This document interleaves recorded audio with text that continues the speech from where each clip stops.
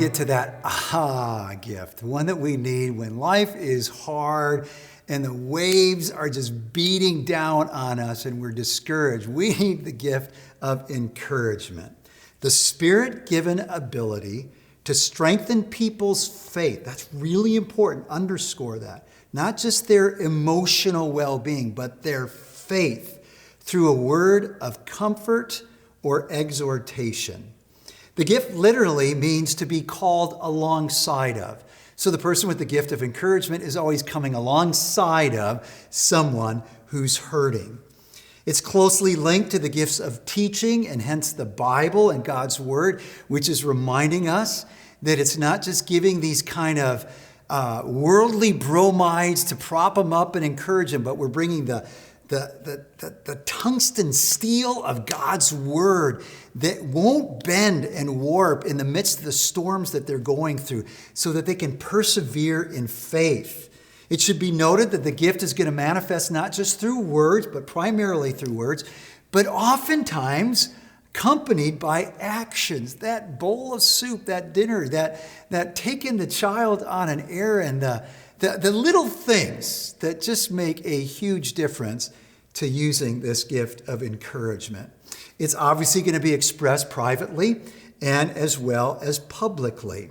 So the contribution is this gift helps those in the body. When I say the body, we're talking about the church who are struggling, who need to receive a word that will strengthen their faith and encourage them to go on or to persevere in their faith with Christ when it's hard and they want to give up. You're in that role, not just to make them feel better, but to strengthen them, to stay in the fight when it's hard.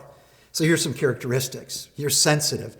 You're able to tell when people are discouraged. You're a good listener. And you're always asking the question, Lord, I'm going to go meet with Jill. I'm going to go meet with Joe. What do they need? What's my part in it?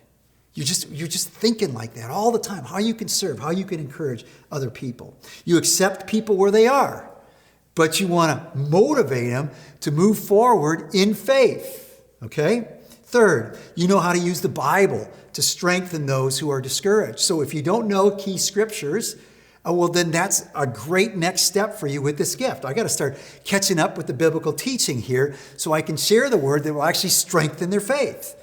Fourth, very likely you've gone through your own trials, and that makes you so much better at this gift of encouragement.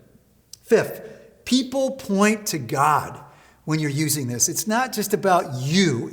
You're going to send them to the ultimate one who can encourage and comfort them. And your desire isn't just that they feel better, but that they live obediently. That's what you're on about. You want to see people living obediently.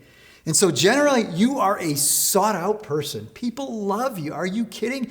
You bring refreshment and encouragement to their beat-up souls, and people love being around you. So some cautions. Understand that God uses the valleys of life for good in a person's life, not just the mountains. So the typical thing that can happen is, I want to rescue you. Don't rescue. You're coming alongside.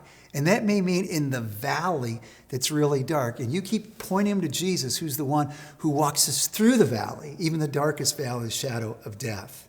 Second, don't let the reality of who God is get lost in the ever-changing reality of the person you're serving's feelings. So here's the truth. Here's the axiom. You ready?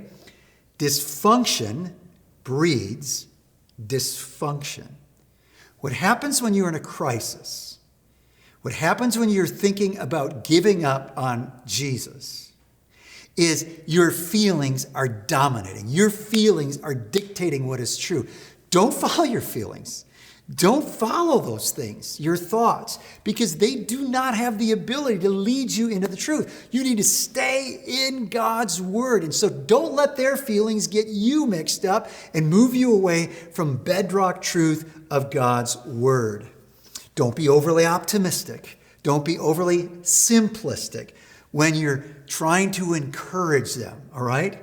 And don't overcommit in terms of what you can do, what you can bring, and how many people you can be caring for. So it reminds us of our responsibility that we're all to encourage one another. As long as it's called today, we're to encourage each other, to spur one another on to love and good deeds. Hebrews 3, Hebrews 10 talks about that. We're all to be involved in encouraging and strengthening the weak and lifting up the discouraged. All right, this takes us to the gift that I promise you, 9 times out of 10, 99 times out of 100, no, 999 times out of 1,000, I can guarantee you don't have this gift. Because it's the least frequent gift that I've ever seen in people as I've been teaching and helping people discern their spiritual gifts over 30 years. It's the gift of, plug it in that next video.